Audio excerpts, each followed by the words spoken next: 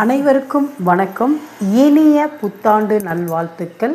2026 எல்லாருக்குமே அமோகமான நல்ல வெற்றிகளையும் செல்வங்களையும் நோய் நொடி இல்லாத வாழ்க்கையும் எல்லாருக்குமே கொடுக்கணும். அதுக்கு உங்களோட அவங்கவுங்க குலதெய்வத்தை வேண்டிக்கிங்க. முதலில் விநாயகரை நினைத்து விட்டு உங்களுடைய குலதெய்வத்தை வேண்டிக்கிங்க.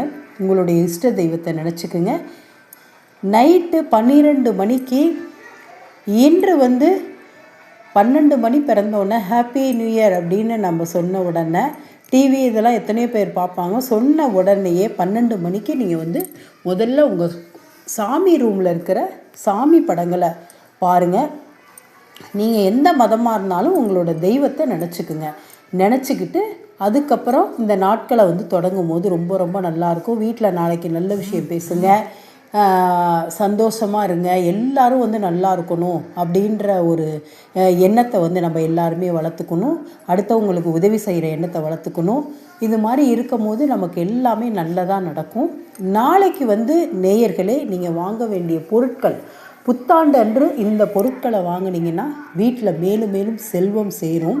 இப்போ என்ன அப்படின்னு கேட்டிங்கன்னா, கல்லுப்பு வாங்கிக்கிங்க, சர்க்கரை வாங்கிக்கிங்க, மஞ்சள் தூள் வாங்கிக்கிங்க. இந்த மூணும் நீங்கள் வீட்டில் வாங்கி நிறைவாக வைக்கும்போது நம்மளுடைய வீடே மங்களகரமாக இருக்கும். செல்வம் சேர்ந்துக்கிட்டே இருக்குங்க இந்த வருஷம்.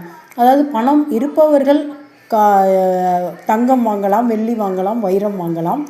ஆனால் இதை விட ரொம்ப ரொம்ப முக்கியமானது இதுதாங்க. அதனால் நாளைக்கு சர்க்கரை, மஞ்சள் தூள், உப்பு, கல்லுப்பு இது 3 வாங்கி சாமி ரூமில் வைங்க.